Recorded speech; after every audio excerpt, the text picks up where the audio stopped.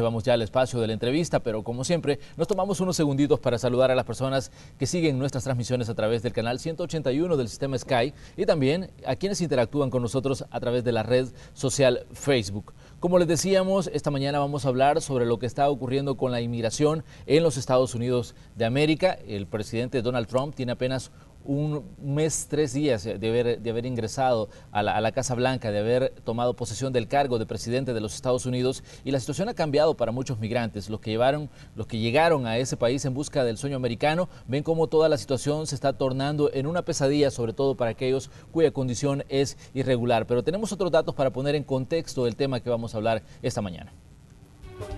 Para millones de migrantes en Estados Unidos, estos son momentos de zozobra e incertidumbre. En algunas ciudades, muchos mexicanos y centroamericanos que llegaron con la esperanza de mejorar su calidad de vida, hoy están presos en sus casas y pensando que cualquier día puede ser el último para ellos en territorio estadounidense.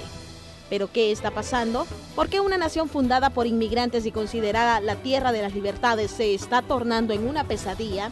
El republicano Donald Trump basó su campaña presidencial en responsabilizar a los inmigrantes ilegales de muchos de los problemas que tiene Estados Unidos. Y a un mes, 3 días de haberse trasladado a la Casa Blanca, la situación no es diferente. Trump no ha desistido de construir un muro en la frontera sur, ni de hacer cambios en procesos como el otorgamiento de asilo.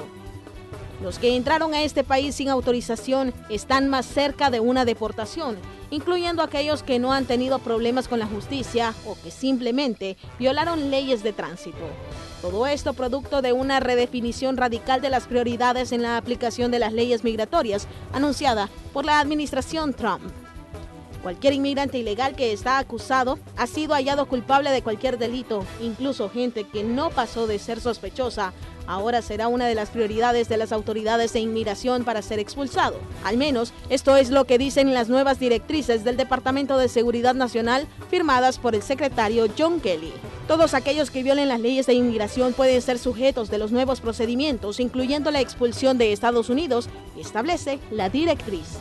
Este cambio de dirección elimina las políticas más limitadas establecidas por el gobierno de Barack Obama, que se enfocaba estrictamente en inmigrantes hallados culpables de delitos graves, que representaban una amenaza a la seguridad nacional, que habían cruzado las fronteras recientemente. Cruzar la frontera ilegalmente es un delito grave y las nuevas disposiciones ponen en claro que aquellos que han cometido este delito serán agregados a la lista de prioridades de las autoridades. Este es considerado el último esfuerzo de Trump para cumplir sus promesas de campaña, para aplicar las leyes de inmigración de manera estricta.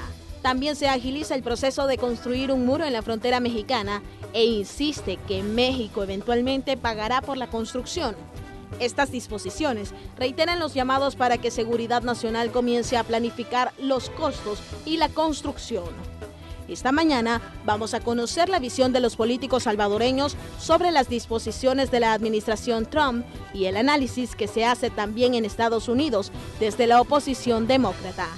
Comenzamos con la entrevista. Bueno, y vamos a saludar a nuestros invitados. Hoy tenemos a diputados por el partido FMLN. Saludamos primero a Karina Sosa. Un gusto recibirla, Karina. Muchas gracias, Manuel. Buenos días. También a Manuel. Decía, estoy en medio de dos Manuel, y por supuesto un saludo a la audiencia que está fielmente pendiente de esta entrevista, especialmente a los salvadoreños en el exterior. También saludamos a Manuel Flores, quien nos acompaña esta mañana. Manuel, bienvenido. Muchas gracias por la invitación, Manuel. Estar contigo acá es una oportunidad para expresarle a nuestro pueblo la opinión sobre el tema migratorio y aprovechar también para saludar a Karina y al compañero Luis, pues, desde Washington. Así es, bueno, se encuentra con nosotros Luis Montes, quien es miembro del Partido Demócrata y quien está con nosotros a través de la conexión tecnológica desde la ciudad de Washington. Luis, como siempre, un placer que nos acompañe y que pueda colaborar en la discusión de este tema. Buenos días, Manuel, muy buenos días a los diputados y muy buenos días a la audiencia. Bueno, vamos a comenzar hablando sobre todo de las nuevas disposiciones que se han dado y también sobre algunos anuncios que se hicieron aquí en El Salvador sobre las acciones que se van a tomar para enfrentar lo que está ocurriendo con los migrantes. Se habló de una posible visita de diputados de la Comisión de Relaciones Exteriores a los Estados Unidos. Karina, ¿cómo se encuentra esta situación? ¿Cuál es el análisis que se está haciendo desde la Comisión de Relaciones Exteriores de la Asamblea Legislativa y qué posibilidades existen que algunos de ustedes viajen para conocer en el campo lo que está pasando? Bueno, comentarle a la población salvadoreña que en la Comisión de Relaciones Exteriores el tema migrantes es sumamente importante y debo decirlo con total franqueza, es un punto de encuentro en el cual nos ponemos de acuerdo más fácilmente dentro de la comisión, porque este es un tema muy humano. En ese sentido, de los primeros acuerdos que hemos tomado a realizar en este nuevo contexto que nos tiene en discusión últimamente a raíz de las decisiones tomadas por la presidencia actual de Estados Unidos, como comisión decidimos inmediatamente tener una reunión con el canciller para escuchar acerca de el resultado de la visita, de la primer visita que ha hecho bajo esta nueva administración, y también hacer consultas acerca de qué estaban haciendo los consulados en ese territorio. En ese sentido se enfocó la reunión. En el marco de esa reunión, pues el canciller planteaba el resultado de su visita, el actuar de los consulados, pero también nos hacía una invitación a los diputados que estábamos en esa comisión, y aprovecho y digo, también invitamos al Parlamento Centroamericano. Él nos hizo una invitación para que pudiésemos acompañarlo el próximo mes a hacer una visita y tener acercamientos con diferentes congresistas en ese país, por supuesto también con la comunidad, pero aún no hemos concretado, fue una invitación que él nos hacía. Sin embargo, en la comisión también hemos tomado la iniciativa de convocar a parlamentarios de la región. Ese es un segundo paso en este nuevo contexto. Y gracias a Dios han atendido nuestra convocatoria, y el próximo lunes estaremos realizando un encuentro acá en San Salvador. Hemos invitado a parlamentarios de Centroamérica y también de México, por supuesto, y han confirmado su presencia. ¿Cuál es la idea de hacer esta actividad? Pues justamente discutir el tema de la migración, también discutir el tema de la integración. Creemos que somos una región que debemos de vernos y fortalecernos de cara a muchas iniciativas que se están dando en el mundo. Imagínense que según datos de Naciones Unidas, en los últimos 15 años, el flujo migratorio en el mundo ha crecido un 41%. Estamos hablando de cerca de 224 millones de personas. Según esos datos, la mayoría de personas, cerca de 74 millones, 76 están en Europa, 74 en África y 56 millones en Estados Unidos. En ese sentido, debemos de hacer un análisis completo como región, Manuel, y tomar iniciativas que vayan precisamente en el sentido de vernos fortalecidos de cara al mundo, no solo a Estados Unidos. Manuel, debería de verse esto como una emergencia, lo que está ocurriendo con la inmigración a los Estados Unidos. Lo que sucede es que son procesos inesperados las políticas del señor Trump. Pero lógicamente él está aplicando las leyes estadounidenses y es su derecho, la aplicación de las leyes. Pero hay que recordar que la migración es un derecho universal. La migración desde la historia ha sido posible, la creación de nuevos estados, ha sido posible la creación de nuevas ciudades. Hace poco realmente ocurrió un fenómeno mundial, la migración más grande en la historia de la humanidad. Se celebró, por ejemplo, el Festival de la Primavera, el Año Nuevo Chino, donde más de 875 millones de chinos, de vietnamitas y japoneses emigraron hacia sus hogares en todas partes del mundo. Eso viene haciéndose desde hace 4.715 años. Te puedes imaginar, es una migración natural y normal del hombre en busca del encuentro con su familia y con su naturaleza. Ante esto, nosotros somos respetuosos de las políticas migratorias de cada estado, pero lo que sí nosotros vamos a respetar es el derecho que tienen nuestros conciudadanos a emigrar a otros países. Y por lo tanto, vamos a estar en defensa de sus derechos, tanto de sus derechos migrantes, sus derechos humanos, así como el derecho de estar con su familia. Ante esta realidad, nosotros estamos conscientes de que las políticas aplicadas por el señor Trump en su momento fueron un poco arrebatadas. No es lo mismo la retórica de campaña con la realidad vivida. Él, incluso dentro de sus 28 iniciativas en los primeros 100 días, ya cumplió 13. Dentro de esas, por ejemplo, suspender el ingreso de 7 países que es considerado por Estados Unidos terrorista, ingreso de sus ciudadanos a Estados Unidos. ¿Pero qué sucedió? La Corte Suprema de Estados Unidos le puso un paro y le dijo, momento, nadie, ni el presidente de los Estados Unidos está sobre la ley. Pero es noticia también que ya se está preparando un nuevo decreto que va enfocado en el mismo por el mismo camino del que fue suspendido por la Corte. Por supuesto, y por lo tanto hay que esperar otra vez la reacción de la Corte Suprema, porque si viola la Constitución de los Estados Unidos, que es un país de leyes al igual que el nuestro, vamos a ver lo que va a enfrentar el señor Trump. Porque también hay una cantidad de organizaciones en Estados Unidos, defensoras de los derechos de los migrantes, defensoras de los derechos humanos, que también están haciendo propuestas para defender a los migrantes. Hay senadores, congresistas, incluso gobernadores electos, porque en Estados Unidos son electos, que están haciendo un trabajo fuerte en favor de los migrantes, no solamente de América Latina, no solamente de los mexicanos, salvadoreños, sino que de todo el mundo, porque recordemos que Estados Unidos es un país de migrantes, es un país de escoceses, es un país de irlandeses, tayikos, uzbecos, hay de todas nacionalidades, incluso el señor Donald Trump, su familia no es estadounidense, su familia es migrante, al igual que el vicepresidente, al igual que la familia del señor Obama, que eran nigerianos. Es decir, estamos hablando de que no se puede tratar mal a las personas que llegan a un país. ¿Por qué? Porque yo he escuchado incluso algunos expertos en migración que han llegado a algunos medios a hablar de los salvadoreños ilegales. Podemos hablar de indocumentados, pero ilegales en el mundo no existen. Ahora bien, el día martes, la administración Trump, a través del Departamento de Seguridad, daba nuevas disposiciones que establecen básicamente que cualquier persona que cometa una falta, ya sea grave o leve, se convierte en candidato inmediatamente a ser expulsado de Estados Unidos. Luis Montes, tú que estás en Washington, ¿cómo interpretas esta situación respecto a lo que está ocurriendo con estas nuevas disposiciones y lo que está pasando en torno al todo el tema de migración?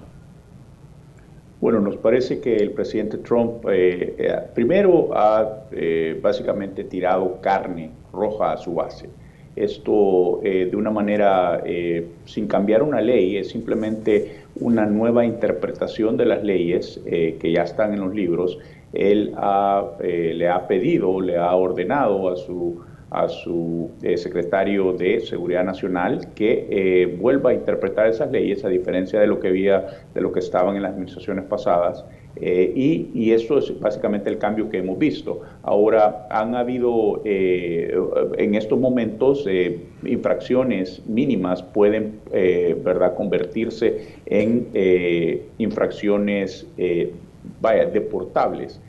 También habría que ver también el proceso, que simplemente él quiere hacer esta remoción de inmigrantes lo más expedita posible, y ahora ha recortado y ha pedido que esto sea hasta de 24, o sea, que pueda hacerse en 24 horas. Esto es un serio problema porque puede atentar contra los derechos humanos y contra los derechos civiles de miles de migrantes que pueden caer en las redes de ICE, y eso debe de ser retado en corte, y eso es lo que básicamente a lo que nos vamos a quedar aquí en Estados Unidos. Vamos a hacer valer el derecho, el Estado de Derecho, como ya bien lo vimos en el circuito del noroeste, donde fue, en la ciudad de Seattle, donde fue retada esta primera orden ejecutiva migratoria, que luego un panel de 3 jueces federales volvió simplemente no permitió que la apelación de la administración Trump avanzara.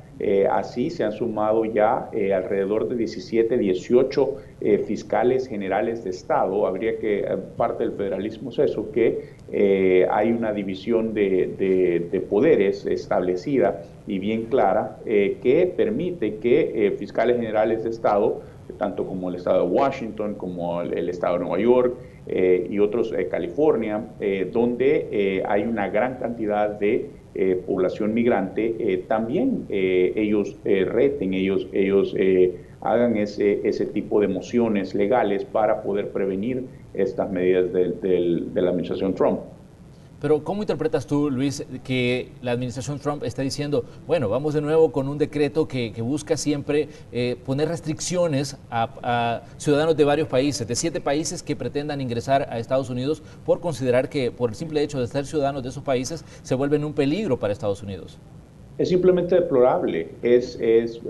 Básicamente es un test religioso el que se está aplicando, porque predominantemente lo que él busca es prevenir que personas de países mayoritariamente musulmanes, y eso, como él lo ha dicho, es que le permita la entrada aquí a Estados Unidos. Y eso me parece que en el país, que sea verdad que hemos sido el faro de la democracia en el mundo, que ahora apliquemos una prueba, un test de orden religioso, me parece que es peligroso y va en contra de las bases de la creación de este país.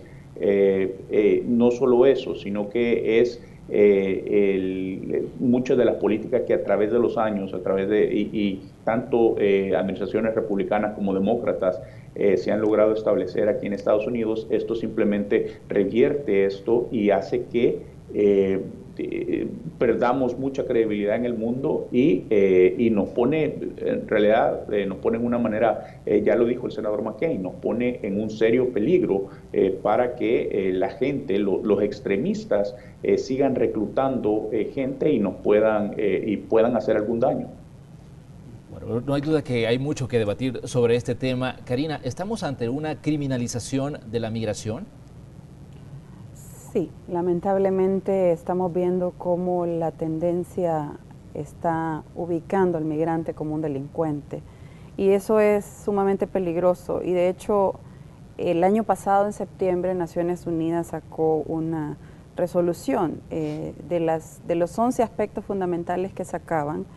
Uno era específicamente condenar enérgicamente la xenofobia que existe contra refugiados y migrantes y respaldar campañas para combatirla, dentro de otras medidas que se tomaron en acuerdo para implementar en los próximos meses y años a través de esa institución.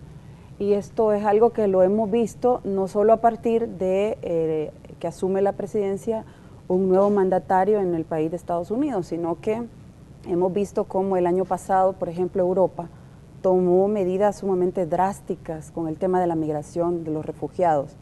Y también hemos visto cómo otros países, en América incluso, han tomado medidas que están endureciendo sus legislaciones. Por ejemplo, Panamá, lo está haciendo también Argentina. Yo comentaba que Argentina hubo hasta una manifestación de un funcionario decir que hay que hacer un muro entre ellos para que no pasen los bolivianos.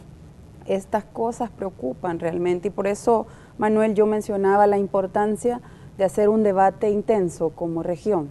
Y cuando yo decía de vernos fortalecidos, no es de cara a un enfrentamiento con el mundo, sino porque compartimos en la región una realidad y debemos también compartir alternativas de solución a esta realidad. Y esto nos involucra a todos los países.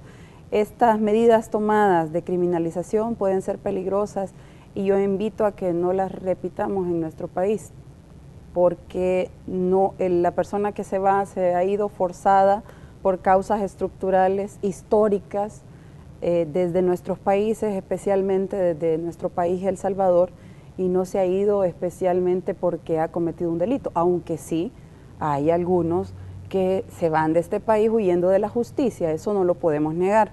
Pero, bueno, yo visitaba el aeropuerto esta semana, Manuel, y podía constatar la recepción de los retornados, que venían 72 hombres y 52 mujeres. De ese grupo que vimos el miércoles, únicamente 2 venían con una orden de captura. Y yo creo que estas cifras nos deben dar un reflejo de que la mayoría, y vi también y fui testigo del listado con el que vienen etiquetados. Hay un porcentaje que tuvo antecedente penal, purgó la pena, pero hay otro porcentaje que dice por infringir la legislación migrante de Estados Unidos. Y esto nosotros lo debemos de ver con precisión para tomar las acciones más oportunas desde nuestro país. Así es que al hablar del tema de la migración no podemos verlo únicamente por el cerrojo de la puerta. Debemos tirar una mirada amplia de todas las causas que históricamente la han provocado para poder encontrar una salida integral ante esta realidad. Y por eso es que esperamos que el resultado de la actividad que realicemos el próximo lunes nos dé las metas esperadas en la comisión, que es justamente que tomemos, por ejemplo, iniciativas en cuanto a legislación. Crear leyes marcos para nosotros es importante en la región.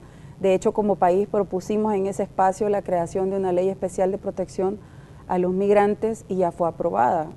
Ahora estamos trabajando en esa comisión que estamos convocando a nivel regional, una iniciativa que busca proteger los derechos humanos de la niñez migrante no acompañada.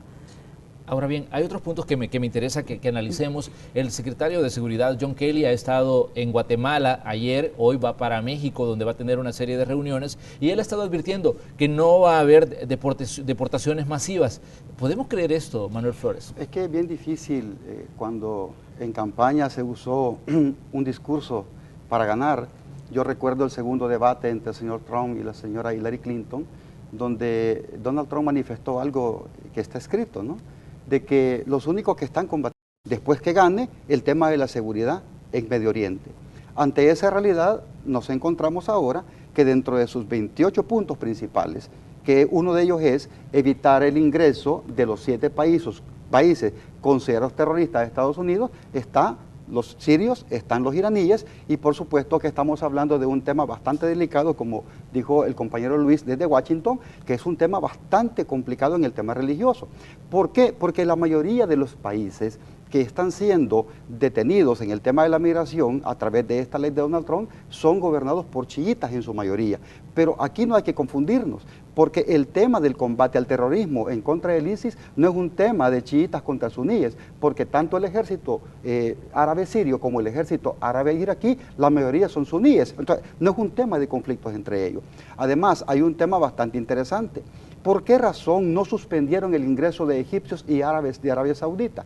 Si las Torres Gemelas, en los estudios que se ha hecho, fueron los de Arabia Saudita los que financiaron ese tipo de atentado. Y además, el nuevo jefe de Al-Qaeda es egipcio, el que sustituyó a Osama Bin Laden. Entonces, ese es un tema también que nosotros estamos analizando. ¿Por qué 7 países y no otros? Y precisamente porque Estados Unidos, en esta alianza militar, tiene esa alianza con Arabia Saudita, esa retórica de campaña, está fracasando en este concepto. Ahora, tú lo que dices en cuanto al tema de seguridad, renunció hace poco uno de los grandes, digamos, funcionarios en el tema de seguridad. Los asesores, Michael Flynn. Un asesor renunció, ¿por qué? Porque está en contra de las disposiciones, porque está violando la Constitución norteamericana. Él salió en medio de un escándalo por contactos que tuvo con Rusia, ¿no? Entonces, y una situación que estaba ahí, que fue un tanto escandalosa respecto a, digamos, contactos que no eran del desconocimiento del Ejecutivo, en este caso del mismo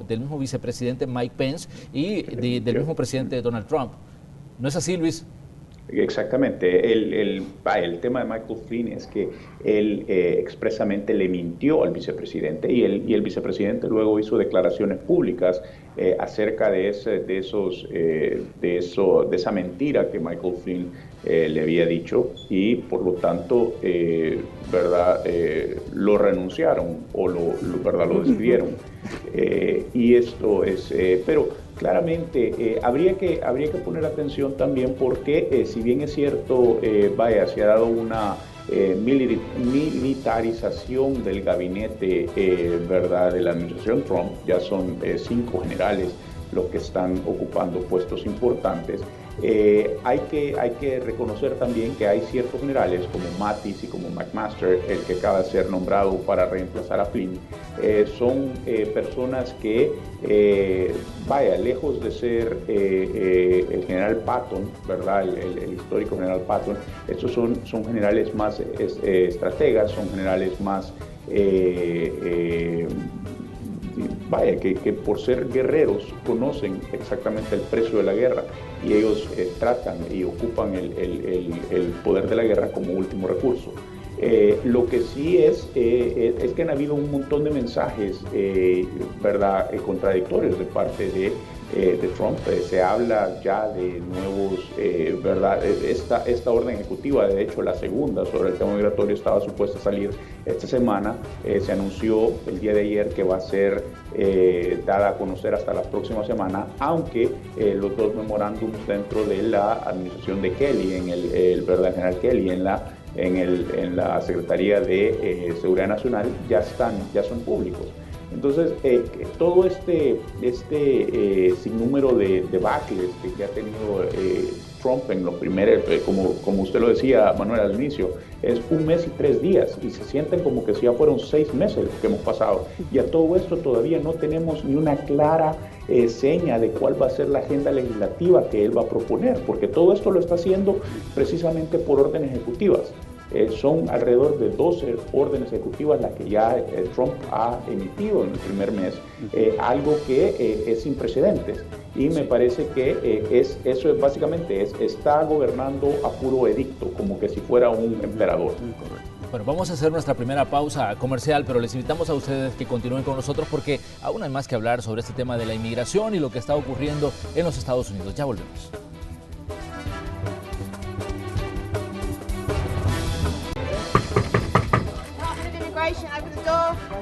Las redadas en diferentes ciudades estadounidenses han dejado, según reportes de los servicios de inmigración, por lo menos 680 capturas. Las operaciones han tenido como centro de acción personas consideradas una amenaza para Estados Unidos.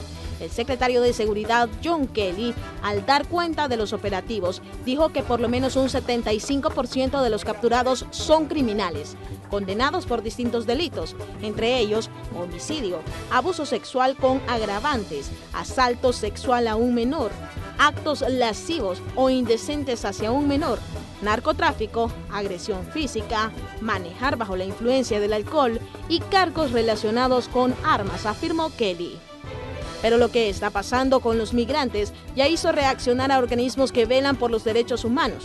Amnistía Internacional ha dicho que el presidente de Estados Unidos, Donald Trump, ha puesto en práctica una retórica del odio con la que ha dado la espalda a refugiados y migrantes convertidos en chivos expiatorios. En su informe anual sobre la situación de los derechos humanos en el mundo, la organización internacional señaló que 2016 fue un año en el que el uso cínico de esa retórica adquirió prominencia global, a una escala nunca vista desde la década de 1930. Amnistía Internacional expresó especialmente la inquietud respecto a Donald Trump, quien fue elegido presidente de Estados Unidos en noviembre, tras una campaña que causó consternación por su discurso discriminatorio, misógino y xenófono, y que ilustra la tendencia global más variada y divisiva de hacer política. ¿Pero qué generan este tipo de críticas a Estados Unidos? Las acciones de su presidente Donald Trump quieren incluso dejar entrever que podría movilizar a la Guardia Nacional si fuera necesario para combatir la inmigración ilegal. Un memorándum obtenido por agencia de noticias esboza una propuesta del gobierno de Donald Trump que está en análisis para posible movilización de hasta 100,000 miembros de la Guardia Nacional para detener a inmigrantes sin autorización en Estados Unidos. El documento de 11 páginas llama a una militarización sin precedentes en la aplicación de las leyes de inmigración en sitios tan al norte del país como Portland, Oregon, y tan al este como Nueva Orleans y Luisiana. El proyecto incluye 4 estados fronterizos con México: California, Arizona, Nuevo México y Texas, y otros 7 contiguos a estos 4: Oregon, Nevada, Utah, Colorado, Oklahoma, Arkansas y Luisiana. El vocero de la Casa Blanca, Sean Spicer, dijo que el informe era 100% no seguro e irresponsable. No se están realizando gestiones para utilizar la Guardia Nacional para atrapar a inmigrantes no autorizados, aseguró. El debate crece al igual que el temor entre aquellos que llegaron a Estados Unidos en busca de mejores condiciones de vida. Continuamos con la entrevista. Bueno, y este es el tema que estamos debatiendo esta mañana aquí en el espacio de la entrevista de Hechos AM. En el estudio nos acompañan los diputados por el partido FMLN, Karina Sosa y Manuel Flores, y desde Washington está el miembro del Partido Demócrata, Luis Montes. Si bien se ha cuestionado el accionar de Estados Unidos contra los migrantes, también se ha hecho la pregunta: ¿cuál es la responsabilidad de los gobiernos de donde son originarios los migrantes? ¿Qué están haciendo estos gobiernos para evitar que más gente siga abandonando sus territorios? Desde su punto de vista, ¿cuál es el centro del debate en este punto en específico? La responsabilidad de los gobiernos. ¿Consideran ustedes que se está haciendo lo posible para que más salvadoreños no busquen irse a territorio estadounidense, Karina? Esta es una pregunta muy importante, Manuel, porque me da la pauta para comentar que generalmente cuando hay análisis de especialistas sobre el tema de la migración y las causas, se enfatiza mucho en las causas.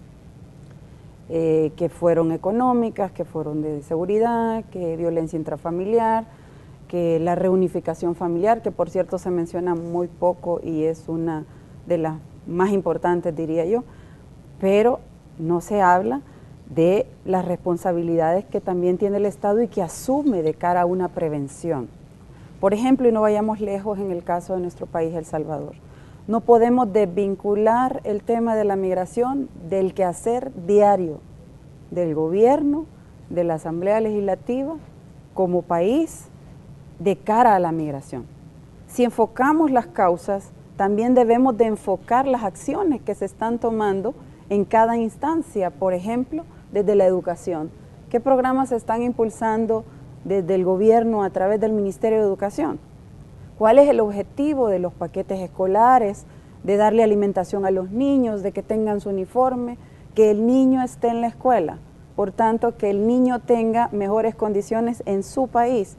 ¿Cuál es el objetivo de las medidas de seguridad que se han tomado y que aprobamos un refuerzo recientemente en la Asamblea? Bueno, no todos, algunos lo aprobamos. Pero ¿cuál es el objetivo? Generar mejores condiciones en materia de seguridad para que la gente no esté pensando en irse. Pero ¿por qué a pesar de todo esto, mucha gente, si le preguntamos en este momento si se quiere ir del país, mucha gente dice que sí? Ahí viene otra cosa importante, Manuel, que muy pocas veces se enfatiza cuando se hacen los análisis. Para 2009 ya eran casi 3 millones de salvadoreños fuera del país. Estamos hablando de una buena parte de la población que ya estaba fuera. Y esa gente que está fuera siempre piensa en llevarse a su familia, porque hay un tema fundamental e invisible en muchos momentos del debate, que es la reunificación familiar. Si yo, mamá, estoy allá y tengo a mis hijos aquí, seguramente me los voy a querer llevar y seguramente mis hijos van a querer estar conmigo. Es un derecho de los niños y un derecho de la mamá. Como Manuel muy bien lo mencionaba, el derecho a migrar existe, incluso está sustentado en instrumentos internacionales como un derecho, y la movilidad también, y la persona puede escoger a dónde vivir, según tratados y convenios internacionales de los cuales la mayoría de países del mundo somos suscriptores, precisamente para tener un marco jurídico general que busque la protección de estas personas que deciden emigrar por determinada situación. Yo siempre he dicho y pienso que la mayoría que se va de su país de origen no lo hace por voluntad propia, lo hace por alguna circunstancia que lo está obligando a tomar la decisión.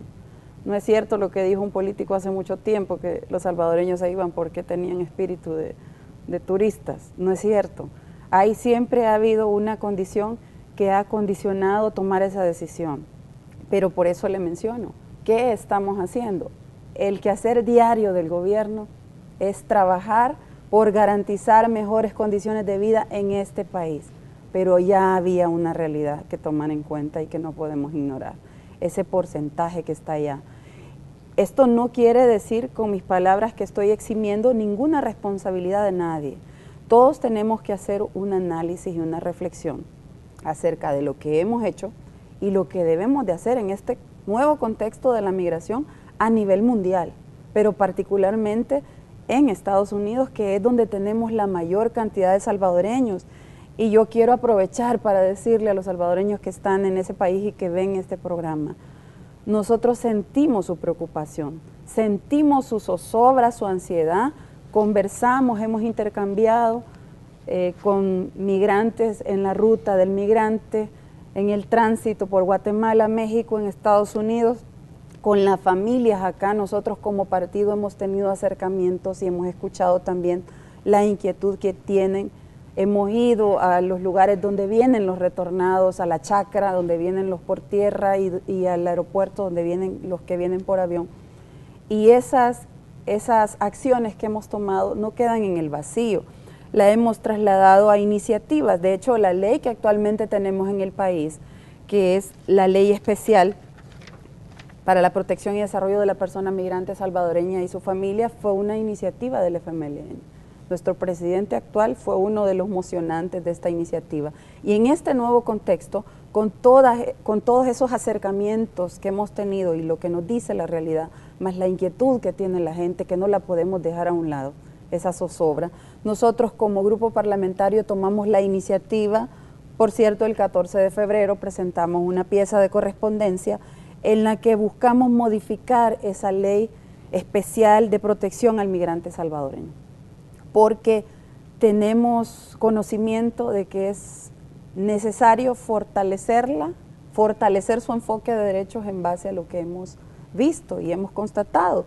Uno de los aspectos fundamentales que proponemos en la modificación es desarrollar de mejor manera el principio que se enuncia dentro de los contenidos de esta ley actual, que es el principio del interés superior del niño. Nosotros hemos vivido el incremento de niños, niñas, adolescentes, migrantes no acompañados. Se recuerda, Manuel, hubo un incremento hace 2 años. 2014. Hay un flujo de niñas, niños, adolescentes que debemos de atender de mejor forma. No digo con esto que no se ha hecho, y aprovecho y reconozco los esfuerzos que ha hecho la Cancillería, la viceministra para salvadoreños en el exterior, quien fue directamente cuando se dio la redada hace 1 año y logró hacer las gestiones necesarias para que no existiera ni una deportación. Sin embargo, creemos que hay que fortalecer ese enfoque de derecho de atención hacia la niñez, y esto va al encuentro con uno de los aspectos señalados en esa declaración de septiembre en Naciones Unidas: mejorar y facilitar la atención hacia los niños. Otro aspecto importante es que hemos hablado con las familias de los migrantes desaparecidos en el trayecto. Exactamente, pero es importante cuestionar también a Luis Montes sobre esto. Luis, es necesario preguntarse qué están haciendo los gobiernos, en este caso los centroamericanos, para evitar que más ciudadanos abandonen su territorio y se vayan en busca de mejores condiciones a los Estados Unidos. ¿Es válido hacer estos cuestionamientos también hacia esta parte del planeta? Bueno, definitivamente esto es algo que ha estado en tema de agenda los últimos 6, 7 años, desde que el ex vicepresidente Biden estuvo en Centroamérica anunciando temas como Alianza para la Prosperidad. Y esto básicamente uno de las bases o de los, digamos, de los pilares de esa política internacional es básicamente eso, fortalecer el Estado de Derecho en los países, especialmente del Triángulo Norte, donde los niveles de violencia son altísimos y obviamente hay causas económicas, como bien lo decía la diputada, históricas. Creo que es importante, ahora como gobierno de Estados Unidos, procurar seguir proveyendo fondos para estas medidas, pero también a su parte, y creo que esto es parte de lo que estamos viendo, que no es una casualidad que la CICIG en Guatemala, que la Comisión en Honduras y ahora la Fiscalía esté haciendo este tipo de movimientos en contra de la corrupción. Creo que esto es parte de toda una política coordinada, no solo de Estados Unidos, sino de otros países que están tratando de ver cómo es que se puede parar ese flujo migratorio, porque en realidad eso es básicamente lo que buscan estas medidas. En la medida de lo posible, esto se da o se incrementa incluso los fondos cuando se da esta crisis de menores sin acompañantes. Y luego, obviamente aquí ha sido un tema muy fuerte, que de hecho el mismo presidente Trump ha hablado sobre el problema de las pandillas. El problema de las pandillas es un tema que recurrente en los discursos de Trump y enseña que eso está en el radar de la administración. Tanto así que John Kelly, habría que recordarlo, como ex cabeza del Comando Sur, él conoce muy de cerca este tema, y es algo a lo que le he puesto énfasis. Lastimosamente, esto es algo que nos acarrea, especialmente a los centroamericanos aquí en Estados Unidos, nos acarrea mucho estigma, nos genera una nube bastante oscura sobre ¿verdad? Centroamericanos, particularmente salvadoreños, y creo que sí, que ¿verdad? En la medida de lo posible, como se ha venido haciendo, debe de existir de parte del gobierno de Estados Unidos mucha más presión para que los gobiernos locales, los gobiernos centroamericanos, tomen medidas al respecto y logren sanear. Obviamente esto no va a pasar de la noche a la mañana, son procesos ¿verdad? Que toman tiempo, pero sí por lo menos tienen que sentar las bases para que este desarrollo se vaya dando ya de manera constante, y no simplemente se tenga que estar lidiando con crisis cada 2 o 3 años. Si bien hay datos importantes, decíamos que Trump tiene apenas un mes, 3 días de haber ingresado. Manuel Flores, ¿cómo consideran ustedes la situación a futuro? ¿Consideran de que esta va a ser la tónica con el gobierno de Trump durante los 4 años que va a durar su mandato? ¿O creen que solo es, digamos, el principio y que quiere dar un golpe, sobre todo a nivel mediático? Yo creo que él va a ir cambiando su posición y su postura como presidente de los Estados Unidos, porque antes de la toma de posesión hizo algunos anuncios, como por ejemplo el aumento de los aranceles a los productos chinos en un 45%, que no iba a tener consideración con México y otras cosas. Pero ¿qué sucedió? Lo primero que hizo el señor Trump fue reunirse con Jack Ma, el presidente de Alibaba, que es el buscador más grande de Internet del mundo, y le pidió apoyo para los micro, medianos y pequeños empresarios estadounidenses para que puedan vender productos en China, porque la respuesta a China fue contundente. Si Estados Unidos le pone aranceles a nuestros productos hasta el 45%, pues ya no le vamos a comprar ningún vehículo, ya vamos a retirar a todos nuestros estudiantes que están estudiando en Estados Unidos, en universidades, en institutos, vamos a retirar todo el apoyo económico que le damos a Estados Unidos, porque recordemos que China es el dueño de casi el 40% de los bonos del Tesoro, no le cuesta ponerlos al mercado y venderlos. Ante esta realidad, yo creo que el señor Trump ha dado pasos hacia atrás, y en ese sentido vale la pena mencionar que también con el tema China hizo un cambio drástico en el tema del marketing económico. China hizo nada más un cambio de una palabra, decía Made in China y lo cambió a hecho por China. ¿Te puedes imaginar solamente ese cambio? ¿Qué representó? Que en solo una semana subieran las ventas chinas de un 14.3% a 16.3%. Solamente ese cambio, porque no es lo mismo decir que se hizo en China, lo puede fabricar cualquier empresa de las 582.000 que hay en China, sino que es hecho por China. Eso es una diferencia. Entonces, no es lo mismo un país de casi 4.500 años de historia con un gobierno que tiene 1 mes y 5 días queriendo darle lecciones al mundo sobre diplomacia y sobre economía. Ante esa realidad, nosotros sí estamos conscientes de algo, que el tema migratorio, el tema de nuestra familia, el tema de la reunificación, el tema del trabajo de las comunidades organizadas de nuestra gente en Estados Unidos va a dar pautas para que vayan cambiando esta retórica. Y en ese sentido sí vale la pena también mencionar, porque es un tema bastante interesante, lo que nuestros países y gobiernos están haciendo para detener el flujo migratorio, el cual de manera masiva comenzó en los años 80. Ante esta lógica, nuestro vicepresidente mencionó ayer cuáles van a ser las inversiones futuras que el país va a tener. Se dieron 47 permisos de agua para que 47 obras de infraestructura en casas se comiencen a construir en el país. ¿Cuánto es de mano de obra? El vicepresidente hablaba de casi 50.000 manos de obra. Es una inversión enorme de millones de dólares. Estamos hablando que el próximo mes viene una de las empresas más importantes de China a ver el tema del puerto de la Unión. Estamos hablando incluso de inversión en tema de electricidad, pero también el tema del Triángulo del Norte. Aquí sí hay responsabilidad de los Estados Unidos. ¿Por qué razón?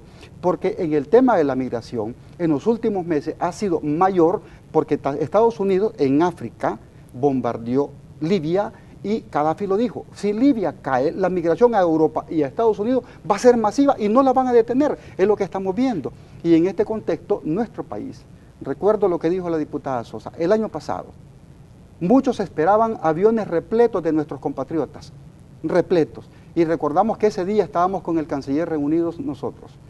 Y la viceministra para el salvadoreño en el exterior, Ludovina Magarín, estuvo en Estados Unidos acompañando a toda la gente que habían agarrado.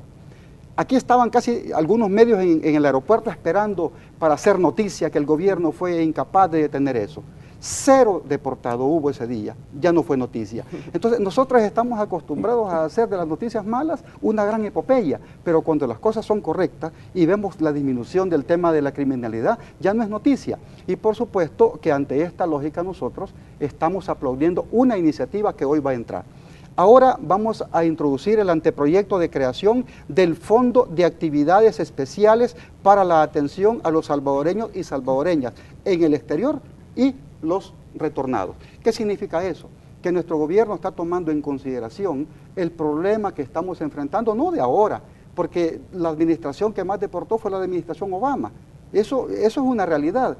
Por supuesto que nosotros como gobierno estamos en la disposición de apoyar a nuestra gente retornada. ¿Cuál es la diferencia que considera usted entre Trump y Obama? Aunque a Obama se le consideraba como el deportador en jefe, ¿no? según algunos analistas internacionales. Pero ¿cuál es la diferencia entre el caso Obama, que no generaba tanta expectación como el caso Trump? Es mediático, ¿verdad? O sea, ahora la manifestación en los medios. Recuerda que Donald Trump se ha peleado con los medios. Se peleó con CNN, se ha peleado con Univision y les ha dicho que los medios son mentirosos, les ha dicho que son, digamos, promotores de la desestabilización. Eso se los ha dicho. Se ha peleado con uno de los poderes en el mundo, que son los medios de comunicación. Y ante esa realidad le están sacando todo. Uno que deporten ya es noticia, pero recordemos que para México van diarios buses con 60, 70 personas, son 60, 80 buses diarios que están entrando a México, ¿no? Y eso es desde hace muchos años. Vamos a hacer una segunda pausa comercial y ya regresamos con las conclusiones de la entrevista de hoy.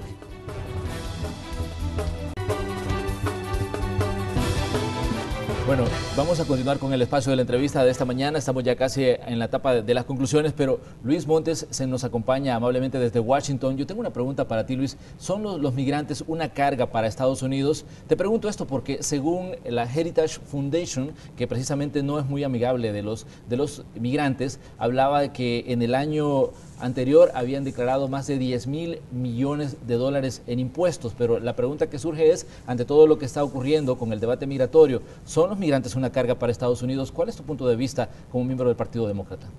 No, definitivamente no. Eso es incorrecto. ¿Verdad? Básicamente la actividad económica que se genera por parte de las comunidades migrantes en Estados Unidos sobrepasa en gran medida la carga que se puede percibir por parte de estas comunidades. Hay que recordar que hay muchos mitos que muchas de estas organizaciones conservadoras como la Heritage Foundation y un sinnúmero de otras de otros medios conservadores también que propagan. Es básicamente que los migrantes, si bien es cierto, contribuyen a la administración del Seguro Social porque muchos ocupan números falsos y simplemente esos son beneficios que nunca van a poder cobrar, pero que aducen, ¿verdad?, que la carga en términos de educación, en términos de salud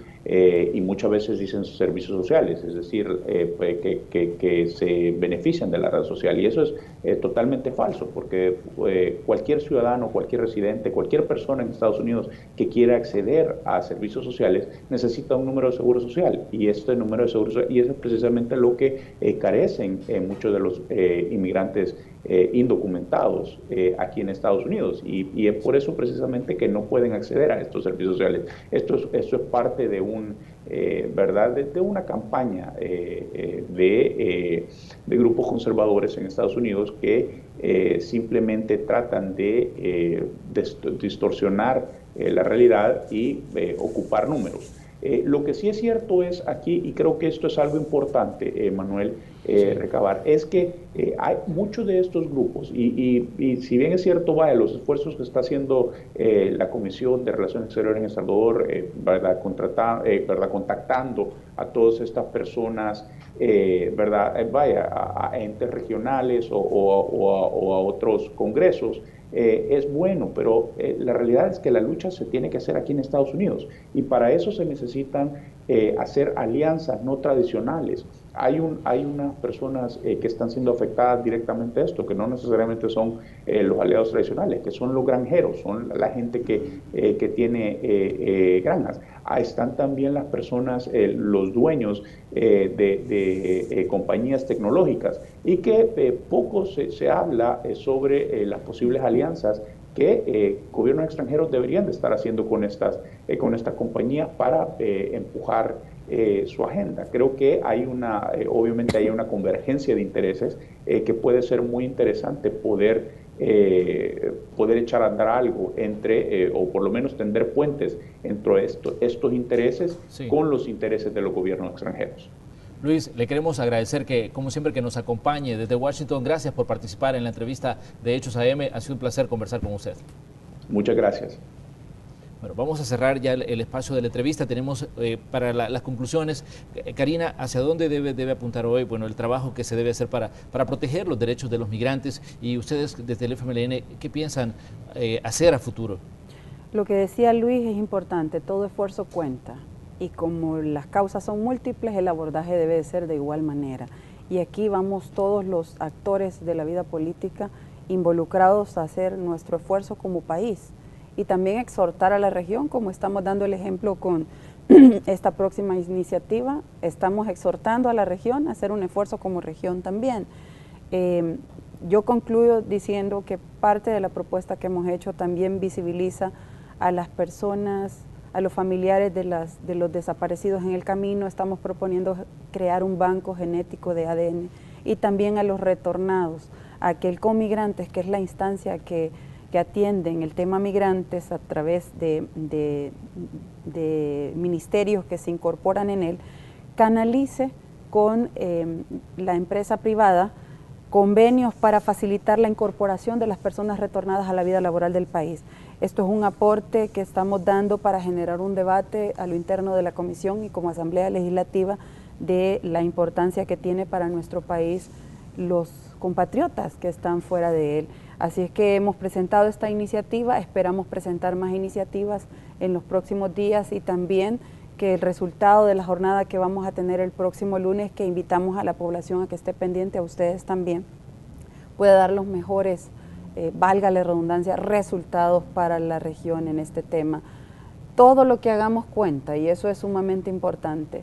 Por eso estamos también al pendiente de lo que el canciller nos ha hecho, el planteamiento de poder acompañarlo, acercarnos a los senadores, congresistas, tanto demócratas como republicanos, porque estoy segura y hemos visto expresiones de la misma gente republicana que no está de acuerdo con las acciones que se están impulsando, y muy probablemente podamos encontrar esa recepción, esa receptividad en cuanto a trabajar de manera conjunta, de manera responsable en ambas partes, ¿verdad? Ellos tratando bien a los migrantes y cumpliendo debidos procesos, como nosotros haciendo nuestro trabajo desde nuestro país para que estas condiciones sigan cambiando en El Salvador y se detenga en algún momento o se reduzca ese flujo migratorio. Yo quiero agradecer mucho por habernos invitado, el tiempo se fue sumamente rápido, pero agradecemos por haber hecho parte de la entrevista de este día, un tema de tanta importancia y tan humano para nuestro país. Y por supuesto un saludo a la población salvadoreña en Estados Unidos, a que tengan tranquilidad. Lo que esté de nuestra parte, vamos a hacer los esfuerzos que nos corresponden acá como país, y vamos a exhortar a nivel internacional también a los esfuerzos que correspondan a la comunidad internacional. Muchas gracias. Manuel, su conclusión, tenemos unos segunditos. No, gracias, y rápidamente. Nosotros hemos dado desde hace muchos años el primer paso en este sentido.